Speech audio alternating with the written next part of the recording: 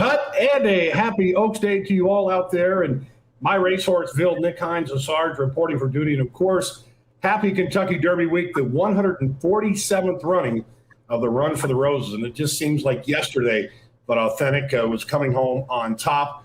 The greatest 2 minutes in sports, and of course, in a partnership of My Racehorse with Spendthrift, of course, a salute going out to Madaket Starlight. And what a day it was with Authentic. We're going to have a wonderful day reflecting on Authentic, but I'm welcoming back the crew and the new and improved, the reboot, if you will, My Racehorse Live. And ladies and gentlemen, without further ado, let's welcome in the team. Joe Moran, our West Coast Racing Manager, Operations Manager Joe Mishak, and the hostess with the mostest, you got it, all things social media, Hannah Bloom. Good day, team. Hello. Feels good to be back. Good day, Nick. I love the rose you got going on. I almost think you picked it from my flowers behind me. You know, I probably did, and I have to admire the shirt. You all look beautiful. I know that a few of us have spent some time there at the Ocala Breeder Sale this past week, but it's great to be back, and a special salute going out to Molly behind the scenes of the scene of the Grand Slam Social, and of course, Steve, who is producing this show. We've got an action-packed show today. And, of course, just to kind of give you some semblance, here's what we have coming up. Of course, it's Oaks Day. We'll touch on that. Kentucky Derby, the 147th running of the Kentucky Derby. And, you know, I kind of wanted to just take ourselves in that time capsule and go back to the first Saturday in September. Certainly was an odd year. Certainly feels still surreal, but ultimately a great day for the My Racehorse partners. Yeah, Nick,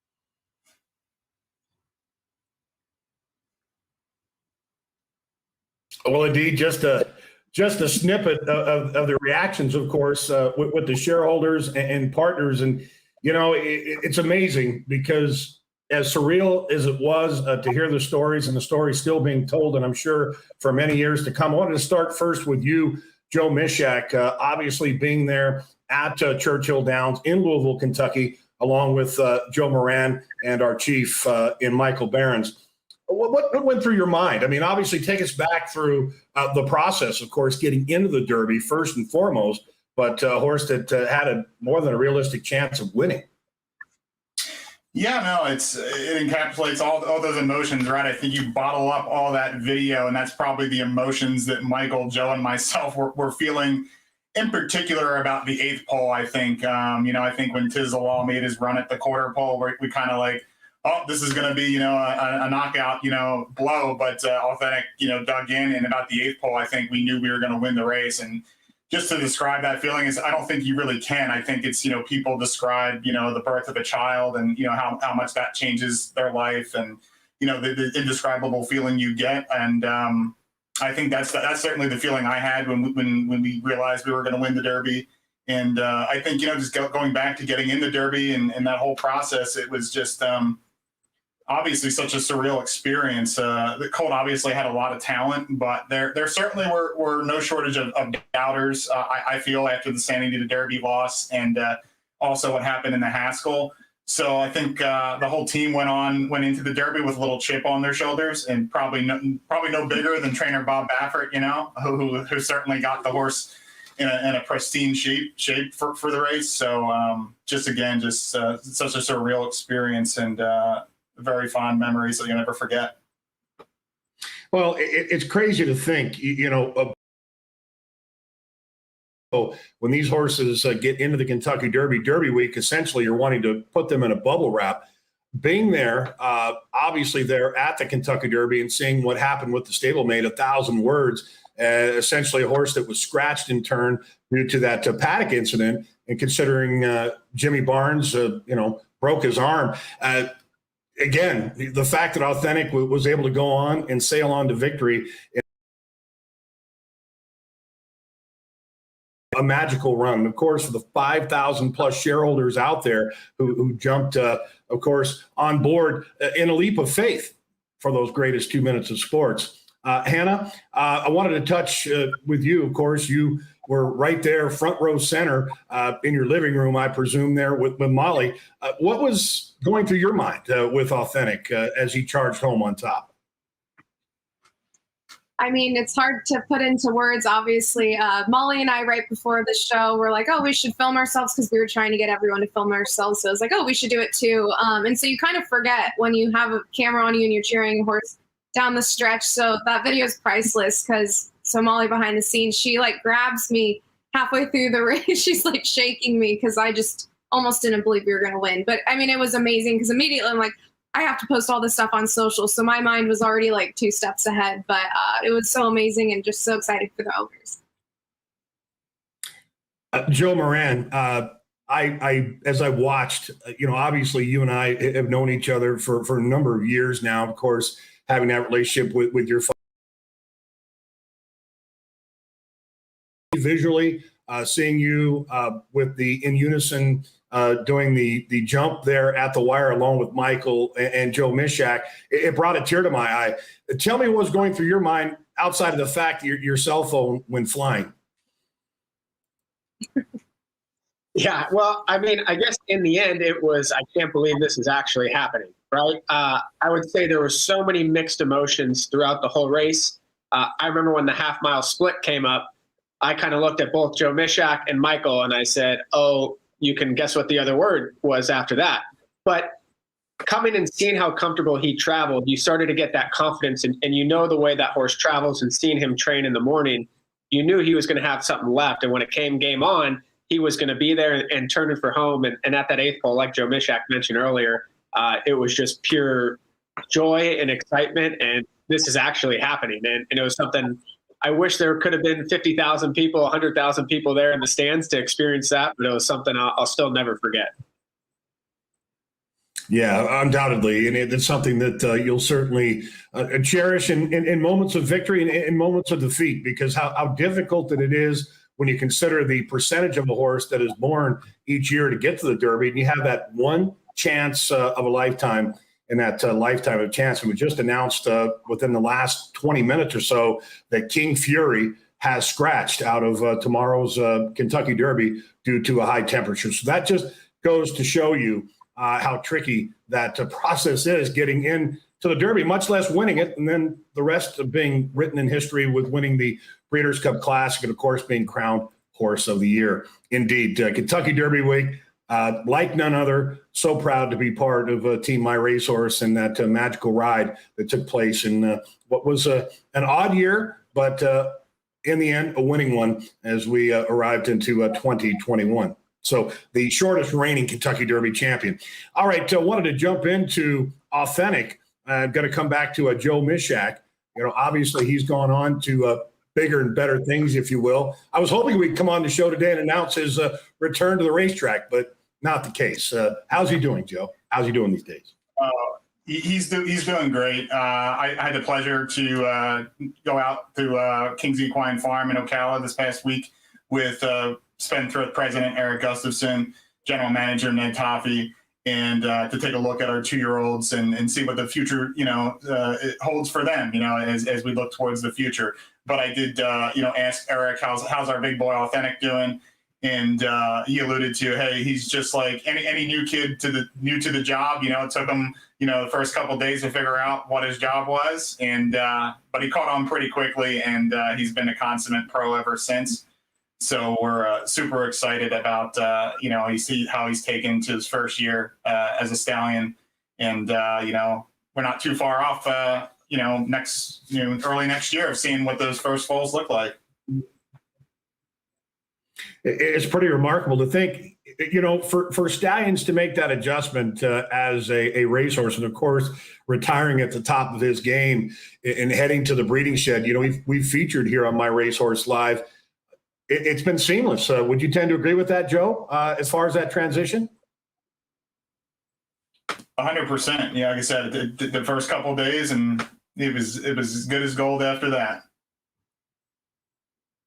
All right. Well, again, Authentic, we salute you, of course, for taking along what was that incredible ride last year, and one that certainly will be forever cherished and in the memory banks, and look forward to potentially getting back to that first Saturday in May. Could be as early as next year. All right. I had an opportunity to sit down with 2 Hall of Famers. And I must say, this is an interview that was intended to go roughly about 7 or 8 minutes. Ended up being closer to a half an hour. We had Johnny V was kind enough to come on. And then Bob Baffert, I know that he was in the midst of setting up a dinner date with his beautiful wife, Jill, of course. Came into the interview. It was a beautiful blend. Let's check in on that interview. Johnny Velazquez, your pilot of Authentic, and your Hall of Fame trainer, Bob Baffert, 6-time winning Kentucky Derby winning trainer, in addition to a 2-time Triple Crown winning trainer. I am happy to be joined today by a gentleman of sport, an ambassador of our industry, and one of the greatest riders of all time, Hall of Fame jockey, John Velazquez. Good day, sir. Thank you for having me. As we come into this Saturday, the Run for the Roses, of course, the greatest 2 minutes of sports. Take us back to last summer. What was going through your mind, and with your conversation with Bob Baffert, what was the plan of attack? We talked about it right from the get-go, from right after the Haskell. We thought the horse wanted a really great race. He has his little quirks here and there. Obviously, he's still very immature, even winning that race. After that, a week went by, and the horse started training, and Bob started getting very confidence on him that he seems like to, maturing and being much better. He told me that watch the prior races that he ran in California, because he, the things that he can do, and that he didn't want any surprises. And I told Bob, I've been watching this horse from day one. I already know what he's done, and I've been watching those races, and I think, I'm going to trust you. You're going to have him ready, for the Derby, and that's what I'm going for. But, I was excited to have the opportunity to ride for Bob in a horse like this, and talking to him prior to the Derby, that he was excited, that he was working really, really well. Once we got to Kentucky, and we talked about it in a couple of nights at Jet Ruby's, and just making a plan what we would do from the position that we had at the time. And I said to him, I just don't like where I am, because we're the last one getting there in the gate, and most of the time 8 out of 10 they don't break very well for whatever reason. And the plans were that we need to be on the lead, and I said to him, well, I can be in the lead, but if I break slow, I'm going to do it gradually. I'm not going to go out of there and gun him out of there and run off for the first quarter of a mile and go in 21 and change just to get to the lead. And it was plenty speed in the race as well. And I was just like, if he breaks slow, I'm just going to go little by little until I get to the first turn, and I see where I'm going to end up. I mean, and obviously it happened the way we thought about it. He broke a little slow. The speed kind of developed a little bit in front of me. And once I passed the wire, and I was on the first turn, I knew that I was comfortable the way he was doing, that he was the way he was moving going into the turn. And once we got to the turn, I got to the lead.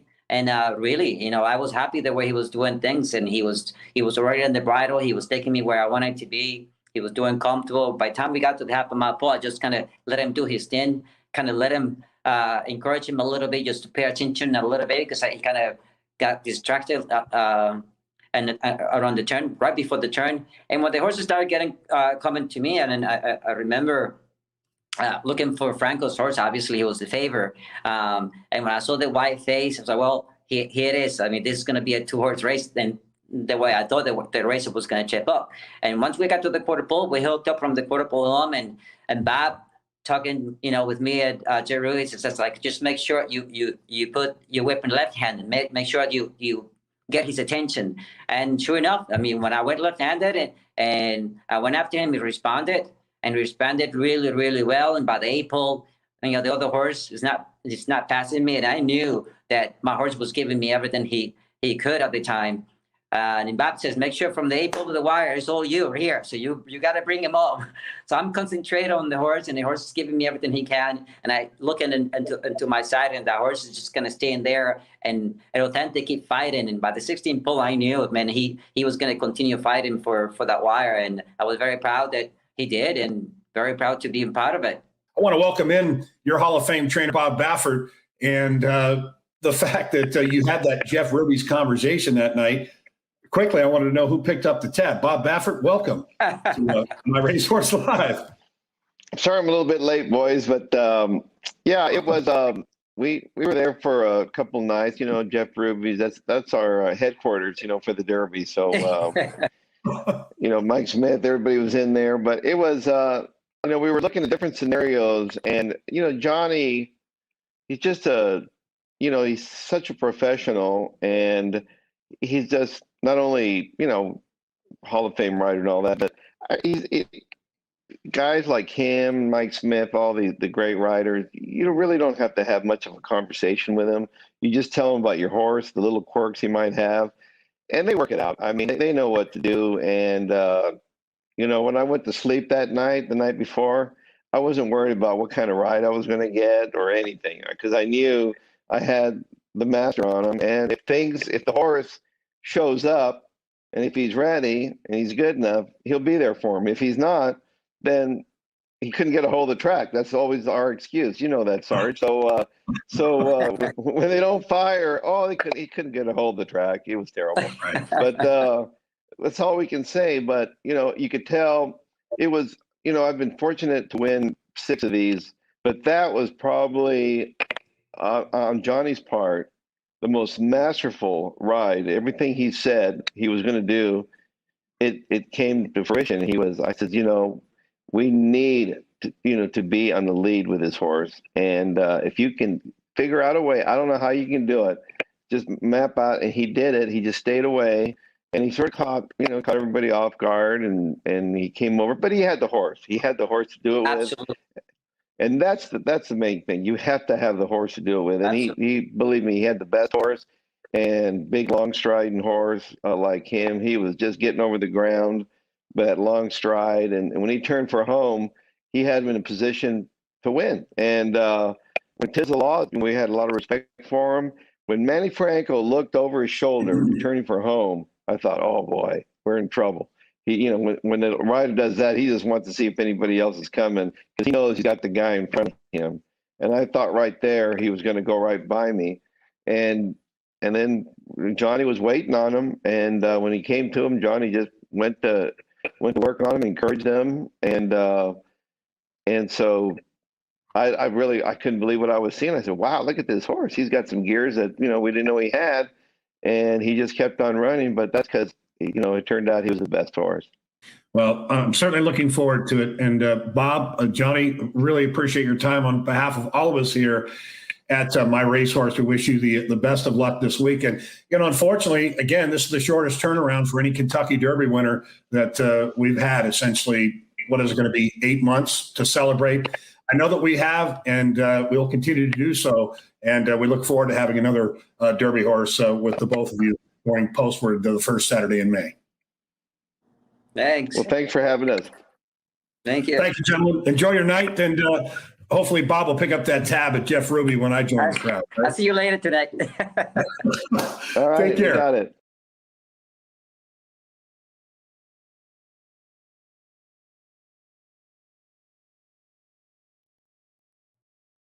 Baffert salutes you. It makes you feel like you're on a whole different stratosphere.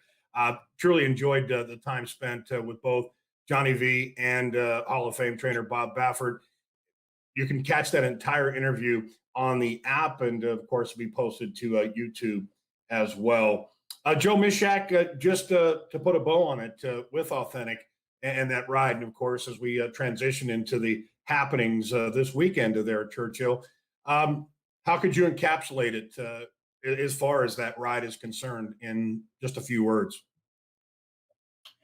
I mean, it was one of the most masterful rides, I think, as they were describing. I mean, Authentic, he kind of broke out, sideways a little bit, certainly not as much as he did in the San Diego Derby. And Johnny just let him be. And those two just worked perfectly in tandem to get that lead and perfectly cross over on the front, the first turn there going down the backstretch. I just think it was a thing of beauty. And to hear about the story, that it was all, kind of drawn up, beforehand. And then it came to fruition. As a trainer, you draw up all these plans, right? And then how seldom do they actually come to fruition? And there's always a curveball thrown at you.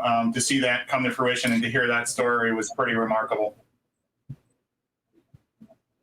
Indeed, and it's wonderful when things work out as planned. And again, credit to going out to your Hall of Fame trainer Bob Baffert, his entire team. Jimmy Barnes. Best of luck to that tandem in the Kentucky Derby with the Medina Spirit tomorrow. He's been dispatched at 15-1 in the morning line.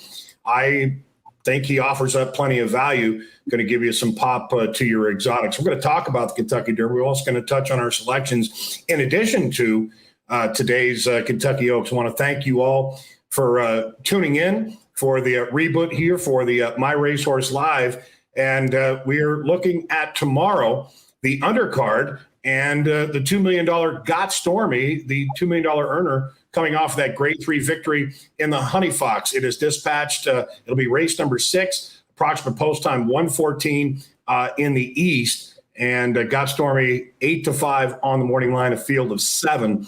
Wanted to take it back to Joe Mishak. And what's the latest on Got Stormy? How is she training? And with the drying out turf course, is the intent to potentially go ahead and run? I know there were some concerns there with trainer Mark Cassie. Yeah, absolutely. So she's been training great, steady since her win back in late February. And the biggest issue here was how much rain we were going to get in Louisville this week, and whether the turf course would dry out. And it's checking on some of the races earlier today. It looks like it's drying out pretty well. I know Mark said, he'd call us in the morning and talk to Spendthrift and our teams and assess what he thought the fillies or the mare's chances were going over that turf course. So I think it's still a wait and see over the next 18 hours or so probably right now. But I'd be pretty encouraged about what I'm seeing on TV today so far.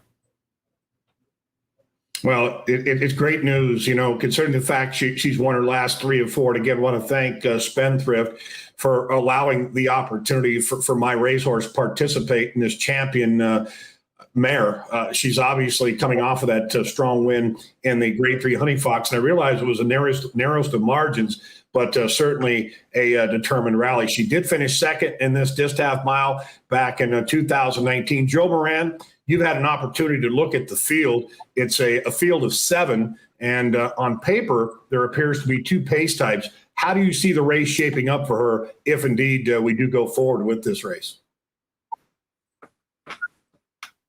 Yeah, I think you're going to see her have a very tactical trip, just like we saw in her previous race. I think, like you said, you're going to see speed from the inside from the Mike Maker runner, and also blowouts. So Tyler Gaffleone has a great opportunity, though he's kind of in between those 2 horses, to see what the horse right outside of him does. And from the inside, that horse is going to go. So you have to anticipate that horse is going to go from the rail. And then really depending what blowout does, Tyler Gaffleone can put her in a nice tracking position.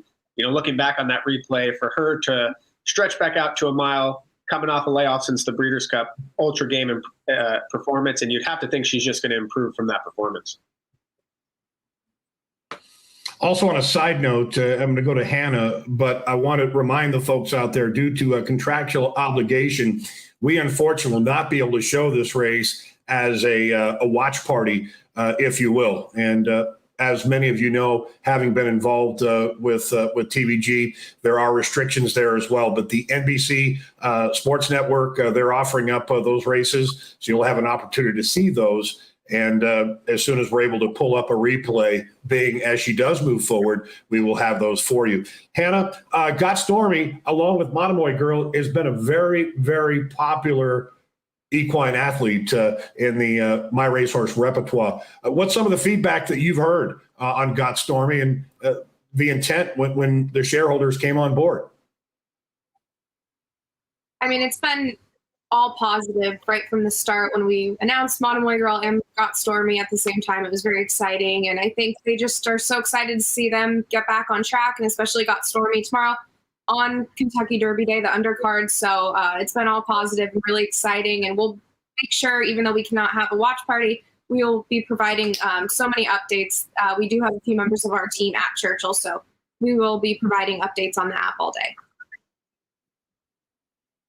Well, certainly look forward to that. And I know that there are many of wagering opportunities. Just a reminder that first post time tomorrow at Churchill is 10:30 Eastern, so 7:30 for you out here on the left coast, and it'll be 8:30 Central. A 14-race card. Kentucky Derby has been slated as race number 12. Approximate post time be roughly just after 4 o'clock on the left coast, 7 o'clock for you out there in the east. So hopefully that sun stays up and bright on our old Kentucky home. So we're going to jump into the Kentucky Derby. We'll keep you posted. Joe Mishak, Joe Moran, and the team will keep you advised on Got Stormy. Let's just hope the sun continues to dry out that turf course. And we certainly appreciate Mark Cassie erring on the side of caution. I know how tempting it is when you have a $500,000 race and essentially you're wanting to race. But the one thing that Got Stormy has proven, she's won at Gulfstream, Penn National, Woodbine, Belmont, Del Mar, Saratoga, Kentucky Downs. She's pretty much danced every dance. So the one track that's missing on her resume is Churchill. So let's hope that things work out in our favor. All right, well, let's jump in, shall we, to that 147th running of the Kentucky Derby. And I know that we've had kind of divided opinions on this particular race. And once again, the scratch of King Fury, not sure if it's really changed the overall pace dynamic. So now we're relegated to a field of 19. 19 will be going postward for tomorrow's race. And I'll be willing to offer up my opinion, but I'm more curious to hear what Hannah, Joe Moran, Joe Mishak have to say. But Michelle Yu, she was kind enough to take some time out of her valuable day. And, of course, she is one of the best when it comes to insight. And we're going to go to Michelle Yu for her thoughts on Run for the Roses, the Kentucky Derby. So the question is, who do we like? Who do we like in the Kentucky Derby, right? We hate to be the favorite person, right? Chalk eater. But essential quality does tick pretty much all the boxes. And with the exception of the last 2 years, which were freak years, you know, Authentic winning in September and the year before that with Maximum Security getting DQ'd and Country House being put up, 6 prior years, all in a row, boom, boom, boom, boom, boom. Favorites won this race. So there is a good chance the favorite yet again can do it in essential quality. But that's definitely not going to be the best way to make money, especially because I'm hearing that Mattress Mac is going to bet like $4 million on him. I mean, his price is just going to go. So let's try and make some money, okay? I think you must use Hot Rod Charlie. I loved his work two back. I loved his last race. I loved the way he shipped. I liked the way he's coming in. I saw him galloping today. He was like having a little blowout down the backside. I think he's coming in here in really peak form. So I think he's a must use. I'm hoping we get around his 8-1, but I'm thinking that he might end up like closer to 5-1. Speaking of 5-1, Rock Your World is going to be around there. And at first I really liked Rock Your World because I liked the Santa Anita Derby a lot. But now I'm like kind of backing myself off the Rock Your World bandwagon. We'll cheer for Costa if this horse wins. I think that's great. He's a big, beautiful horse. But I'm a little concerned with what he's going to do, right? He's in the 15 hole now. And while you're thinking that's a good spot because you're outside, you kind of go and then you work your way over. But highly motivated is outside of him and he's going to want to show speed. Automatically, that's going to mean either he has to go faster or he's going to have to let that horse cross over in front of him. Either way, I think he's going to be parked a little wide because you're not going to necessarily want to put him behind horses. I think he gets a little bit rank if he's going to be behind because in the morning he tugs up to even get even with his workmate. And B, I am concerned with the dirt in my face scenario for a horse who's only run on dirt one time. So I'm just kind of like pulling myself back and like putting a real hard check on my liking Rock Your World. However, Medina Spirit, I'm liking more and more. There's no Cattle River in the race, okay? Cattle River, remember we looked last week and Travis thought that's going to be our lone speed. There's no Cattle River. Now, I've been wanting Medina Spirit to go back to the lead. This is your opportunity. Please go to the front. Medina Spirit is drawn lovely in hole 8. I think he breaks. I think he can gun, and then he can just relax. He can be our pace setter. I would love to see that. We saw authentic go gate to wire for Baffert last year, a little bit under the radar. I think Medina Spirit, that would be his best chance to win. So I'm going to hope he goes to the front and never looks back. So Medina Spirit's a must use. I just want you guys, as everyone's been talking about Midnight Bourbon, I talked about Midnight Bourbon last week. I love the way he's been working. I think he looks great. He is a super happy and proud of himself horse. Please hold all wagers. Please hold all wagers until they like literally make it onto the racetrack. Already in training, this horse has gotten loose in the morning. He ran around the muck pit. He didn't go anywhere or hurt himself. It's like he just wants to be naughty. He is like the bad boy of Derby Week. He schooled in the paddock yesterday or the day before, and he was a handful. He came over with 2 handlers. He decided he wanted to try out the turf course. He's trampled all over the flowers. He walked in with 2 handlers. He left with Steve Asmussen. That's like when your kid has to have daddy pick him up from preschool because he's pushing everybody on the playground and daddy walks out holding his hand really tight. I'm a little concerned with those antics and what they're going to mean for him on Derby Day. There were like 50 people tops leaning on the rail there that day that Midnight Bourbon was schooling, and he was so amped up and nuts. What's he going to do when 20,000 people are shouting his name? I'm so concerned. So I'm literally going to like hold my Midnight Bourbon wager and watch and see if he loses all of his juice in the paddock or if he saves some for the racetrack. And if he does, use him on the bottom of my exotics. I'm chucking out Highly Motivated. I liked his work. I just don't think he's good enough now, though, because Essential Quality already beat him once, and he's really going to have to use some gas from the get-go. I've also heard, although I have not seen myself, this is all hearsay, that he is not galloping as fluidly after his last work, which again, I really did like. And the horse that's been training fantastically is Mandaloo. No excuse for his last race. Not sure what happened. Brad has no excuse. I don't mind that. Horses sometimes just have bad days like people do. But if you're talking about the horse that is training on the muscle, that's your boy right there. And that's 15-1. So, I have no idea what I'm going to do. You either? Great. Well, I hope that I can help you there anyways. At least now you know some of the other horses that are joining the field. You know what I feel about some of the favorites, who to hold back on, maybe who to send on. Are we going to put someone on the bandwagon? Guess we'll wait and see. Bye, guys. Have a great Derby.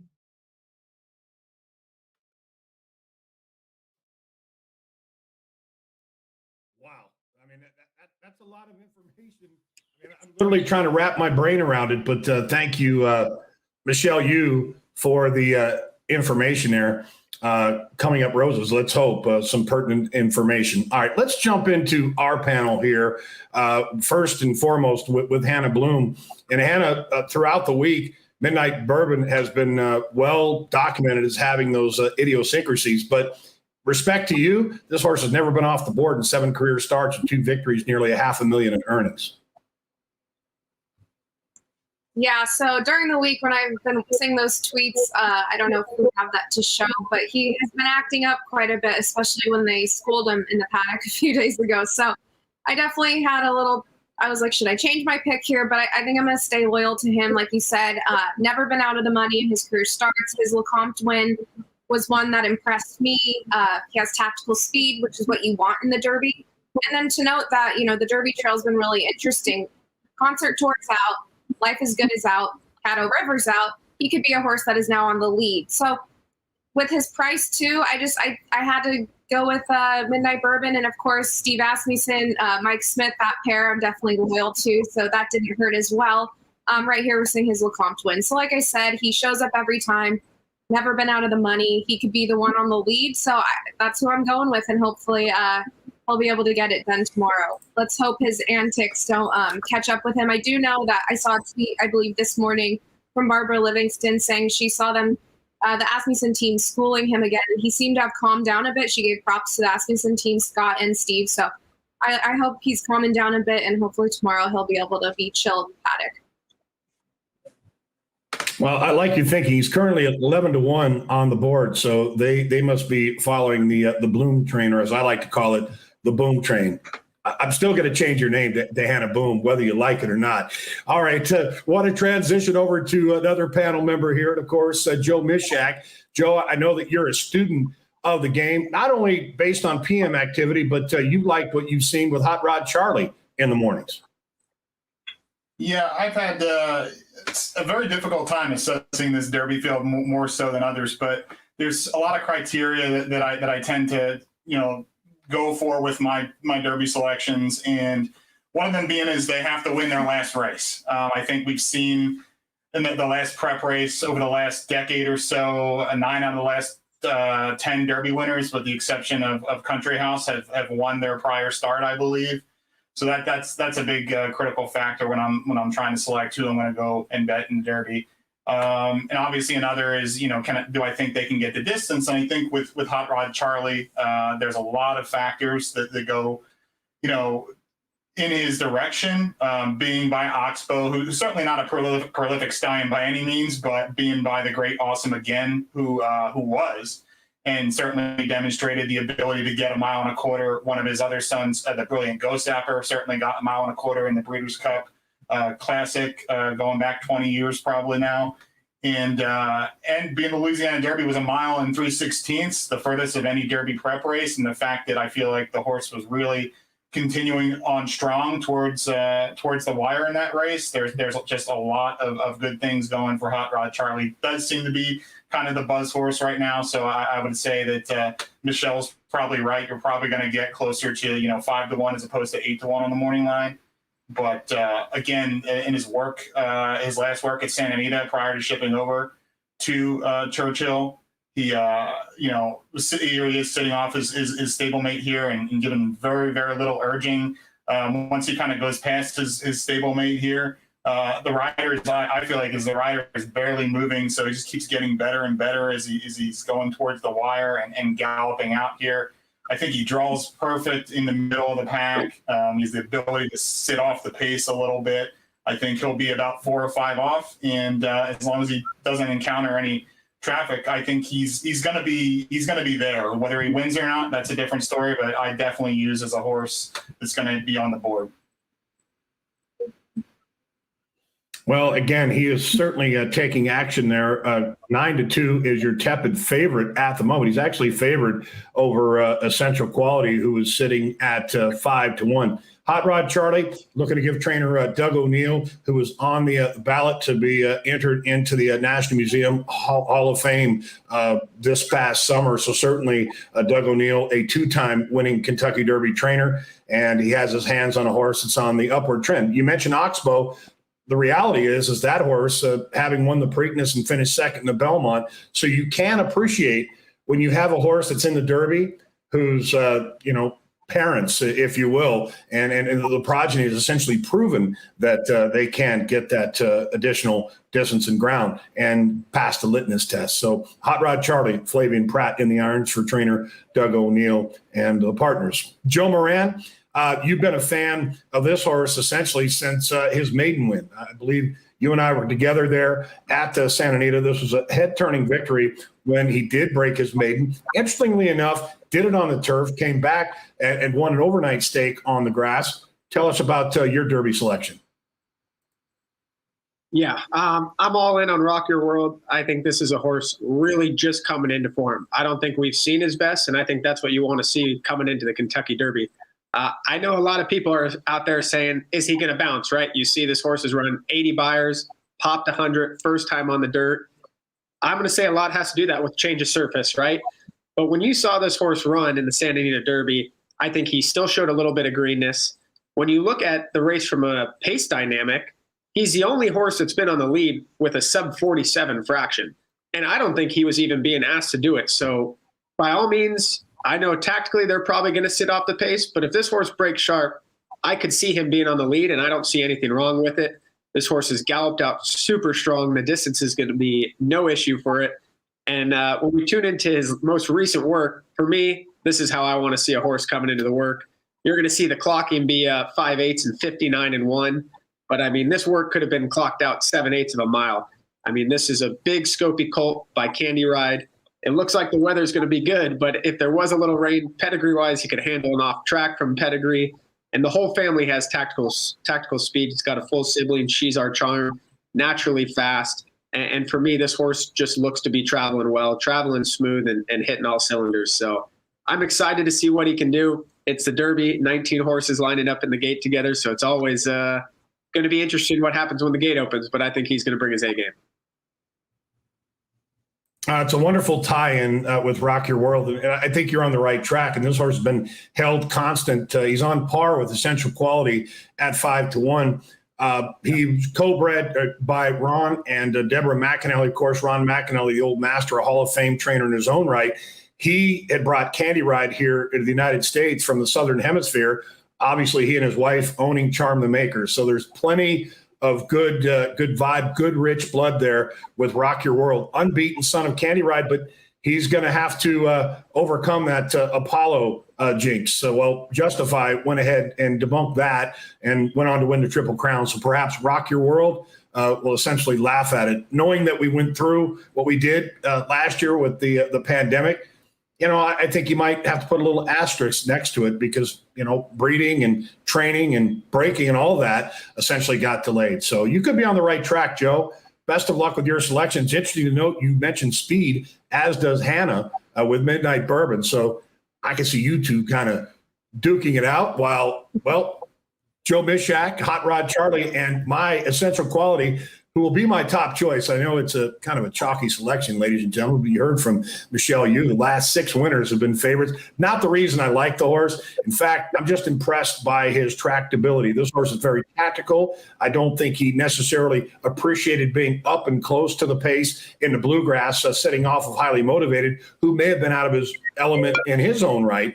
But Essential Quality has won over various services. He's done quite well there in Kentucky. Tried to become the third unbeaten Kentucky Derby winner who was a crowned 2-year-old champion within the likes of Seattle Slew and Nyquist. But I think this is his race to lose based on the fact that he's shown that tractability, can stalk, can pounce, can close. The faster they go up top, the better it would be for this beautiful, striking son of Tappet. And, of course, for Godolphin to have a horse that perhaps they purchased, but much less bred. This will be an incredible accomplishment, and he too is looking to remain unbeaten, coming in at 5-5. And Luis Saez in the irons struck earlier today with a big price horse for Dallas Stewart. So no doubt he knows the lay of the land. I'm confident in Essential Quality. I'm also going to use Medina Spirit in exotics. I think he's going to be kind of the underlooked contender there for Hall of Fame connections. So, ladies and gentlemen, thank you for those choices. And there it is, the Derby picks. And Hannah is offering up the best value here at 20-1. Well done, Hannah. Doing what I can. I love it. I tell you, first of all, the backdrop, your little new and improved studio there, the only thing that's missing is the alcohol in the back, that Maker's Mark. That Midnight Bourbon, all of that kind of would tie in beautifully, but we can celebrate after. I do like that idea. Maybe next time I'll have that propped up. That would be a good ad. All right. Well, folks, feel free to share your thoughts and opinions on who you like for the Derby. And once again, a big thank you going out to Michelle Yu for the insight that she gave on a number of those contenders. All right, we're going to jump into the My Racehorse updates a portion of the programming, and there is a nice tie-in here. And I want to send it back to Joe Mishak.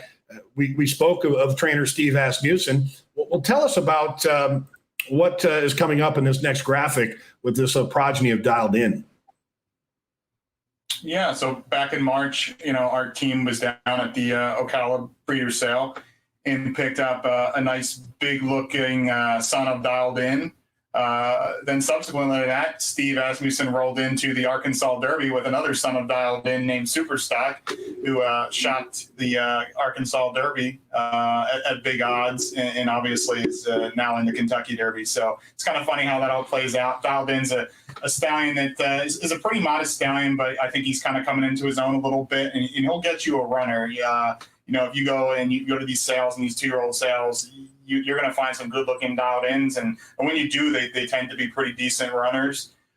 This is a type of horse that's likely to be a 2-turn horse, not a horse you're going to have super high early expectations on as a 2-year-old. Probably take our time with him, let him develop at his own pace, and get him to the races later this year, and with the eyes on bigger 2-turn races as a 3-year-old.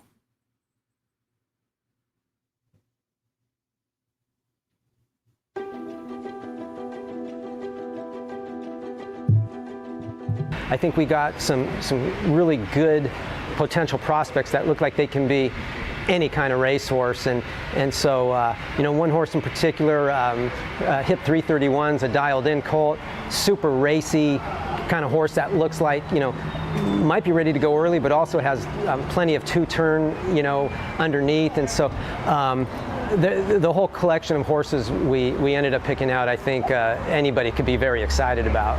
There's different things you look for in a horse, and they all go down and do a brief show in a certain time. And of course, the faster the time, you think the faster the horse. But pretty much any of these horses can go down there and work close to the same speeds. It's more so, what are the mechanics of the horse? How do they do it? How does the horse finish up the work? How do they gallop out? And more important for me, more so than the time, is the fluidity of motion of the horse, the mechanics of the horse, how the horse carries itself.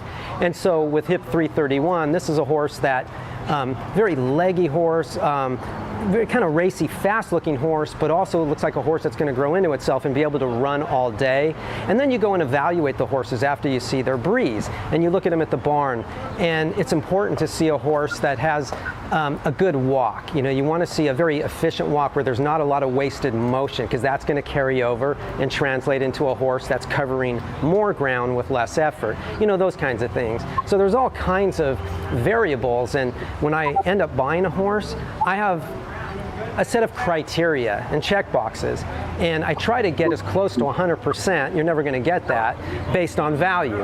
And so in particular, this horse checked off those boxes. And for me, when I'm making a decision to buy a racehorse, I come to the breed show, but I also see the horses before they have their breeze. I see the breeze. I see the horse right after the breeze. I see the horse at the, there's a lot of checkpoints. You want to see how a horse reacts. This is a tough environment for a 2-year-old to have to go through. Some react in a good way and some don't. So there's so many factors. And so when it's time to make a decision, say this is a horse I want to buy, then you go through the process of having a veterinary evaluation and making sure that there's no underlying issues. And so by the time you're ready to bid on one, now you have to assign a valuation.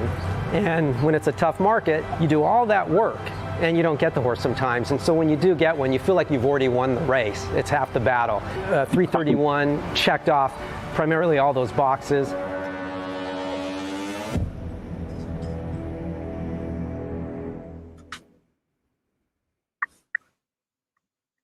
Well, and of course, Jeff Bloom, Hannah, you know Jeff very well, touching in on a horse that looks to have so much promise. And when you consider the fact that you've got a nice display on a talent with the Derby, and a horse that many feel has more than a puncher's chance. So, Joe Mishak, when you look at the son of Dialed In, as Jeff Bloom alluded to, what strikes you most about him, and what's the current status on the offering? Yeah, well, I think the thing with Dialed Ins that I really appreciate is that I think they're very good value plays. We paid $140,000 for this colt. And I think if he was by a more prolific stallion, he would have went for a lot more. Obviously, like anytime you're looking for a classic horse, you're looking for that two-turn, scopy body that Jeff was talking about. So that's what I can certainly appreciate about this colt that I think is only going to get better with time. In regards to the offering, we are going to go early access today. Those folks that indicated interest in this colt were notified yesterday via email of their early access times, and shares will be available to the public tomorrow. Right, and for those that are jumping on board with that particular individual, keep an eye on Superstock. This horse co-owned in a partnership with Irv Woolsey, longtime manager for the legendary country music Western artist in George Strait. A nice price on the board, but a horse that certainly deserves a look. He's got good tactical speed. He's been in the trifecta 70% of the time with 2 victories. That a son of Dialed In out of the closing argument mare, Super Girly. All right, wanted to send it back over to Hannah. You've got some social updates for us.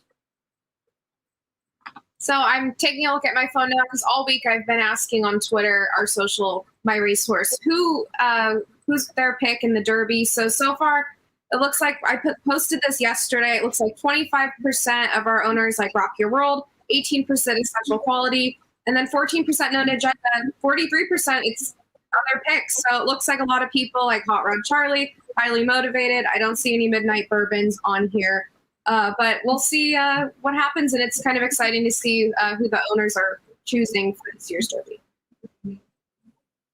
I love it because people come from all facets of life in different parts of the world, as we've come to find, and no better time than the Kentucky Derby, the Run for the Roses, and opinions are what matter. And also, if you're able to cash a ticket here and there, and I know that I'm going to be looking at a Super Sarge Fecta, I'm going to use the 4 selections that we had, and I will box them because I love each and every one of you. All right, wanted to touch on some more updates as we continue on the show here. We're going to look ahead to the Kentucky Oaks in addition to taking a look back. But Joe Moran, outside of Got Stormy, again, pending the turf course there drying out. Well, let's hope it does. What are the latest updates? I know that we have some other MyRacehorse runners entered in and throughout the weekend.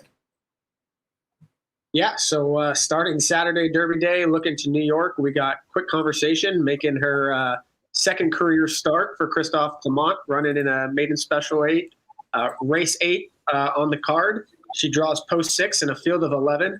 Anytime you're finding a maiden special 8 race in New York this time of the year, it's going to be a pretty salty field, big size field. Horse is doing well. I thought she ran fantastic on debut, definitely going 5/8 of a mile. Now she's going to get that extra furlong, going 6 furlongs. I think that's only going to help her. And hopefully second time out, she's going to improve. And then we're going to fire right back on Sunday. Lone Star for Steve Asmussen. We got Amandrea, race 4, post 5 out of 7. Excited to see what she can do. I've actually been watching a lot of Lone Star recently. Turf course looks great out there. So I'm excited to see what she has coming back off a little bit of a layoff, and a great job from Highlander Training Facility that handled her during the rehab process. She came back in great order. So excited to see what she can do in 2021. And lastly, we're going right back on Monday at Indiana Grand. 13 Stripes will be making her debut. Only a field of 6 horses. She drew great, post position 5. It is the first race of the day. So make sure you set your timers and calendars. And she's the only first-time starter in the race, and she is dispatched as the 8-5 morning line favorite. Oh, I love it. And in fact, I'm going to play a win parlay. I'm going to play a win parlay on all 3 horses. That's at the end of the day what I plan on doing. Okay, we need to jump into the swing of the Kentucky Oaks picture that is happening today, of course, and we wanted to reflect back on Monomoy Girl, who won the 2018. In fact, that was the second Grade 1 victory for trainer Brad Cox, who was loaded day to day here with Travel Calm, and of course going in the Kentucky Derby with 2 contenders. Let's take a look back at Monomoy Girl and reflect on that to Oaks of 2018. You know, it's funny because there is a familiar horse also in that race for me that I noticed. Midnight Mizu's coming down the stretch. So this race was a little tough for me to root for Monomoy Girl, but I had to give a shout out to our Philly Midnight Mizu as well. Oh, absolutely.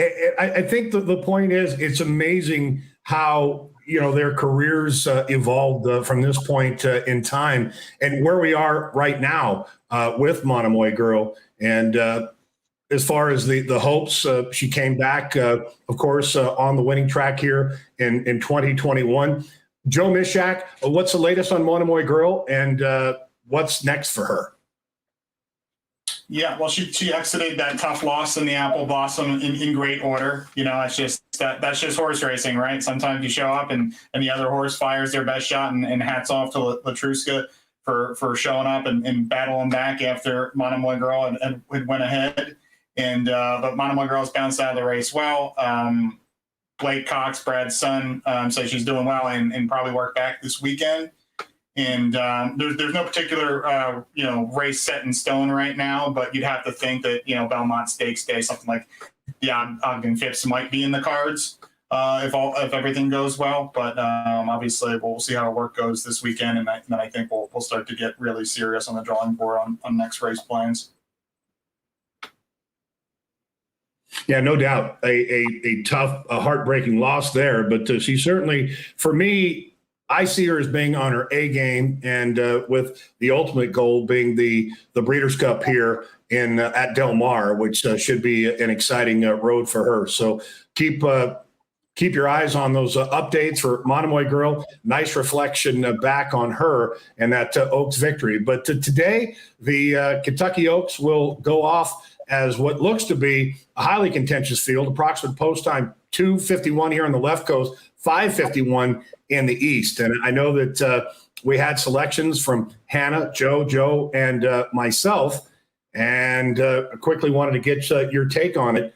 Hannah, you like a big price here. And I tell you what, if you play that Oak Derby double and you connect, you're going to be buying me a brand new suit and a nice new fedora.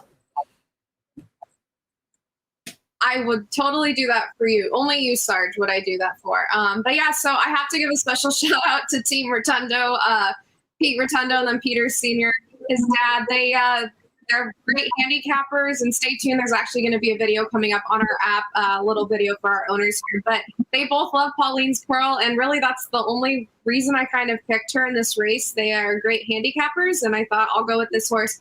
I know, Nick, your pick is Clairiere. I think I'm saying that right. And I also like her. So might be doing a kind of a bet with both of them. All right. So perhaps some exactas there. Joe Moran, how do you see this race shaping up, and what's going to be the way you see it as far as playing, whether you're playing an Oaks Derby double or taking a vertical shot or a straight win bet? Who's your top selection? Yeah, well, I'll definitely be playing both the win and the Oaks Derby double, but I'm going to take a look at search results for Chad Brown. Undefeated horse, has already won at the distance. A horse that seems to be continuously improving, and I think she's just a sharp horse. She's tactical, and I think she has a good outside post position where she's going to be able to play the break, get over, have that tactical position, and hopefully turn her for home, be the one that they're going to have to catch. Joe Mishak?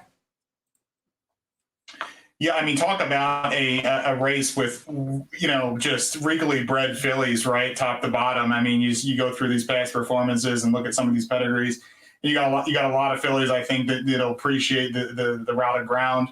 And to me, I mean, I can make the case for so many in here. I think, the favorite of Todd Pletcher's Malahat.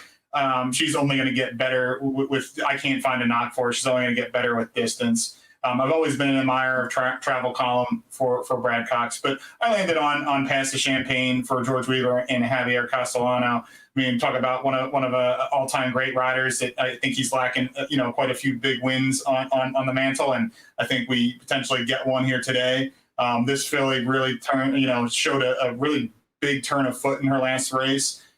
She was a little rank on the inside of horses that day in the Ashland out of Keeneland. I think she draws, a little bit more to the outside today in the middle of the pack, gets a nice stalking spot, and hopefully she gets first run. and she's able to hold off the closers today and just go for a value play. I don't think you're going to get 15-1 also. I think she'll probably be bet down to, 8 to 10-1 post time.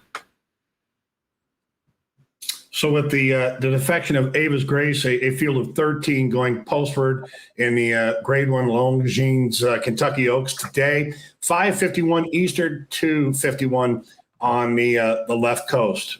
Well, team, it's been an incredible show. I want to thank Steve Scheidler, who did all of the production aspect in accordance, along with Molly, Hannah. Excellent work. It's great to be back, and it was so nice to be able to take a kind of a step back in time and going through authentic and in that moment in time. And I want to thank the shareholders and those folks that were a part of the ride. Without you, of course, there would be no us. And indeed, we look forward to many more winning ventures together and perhaps winning. Let's get an Oaks Derby double next year, part of Team My Racehorse. All right, Joe, Hannah, it truly has been a pleasure. This salute goes out to you. Enjoy your weekend and try to make a few dollars at the proverbial window.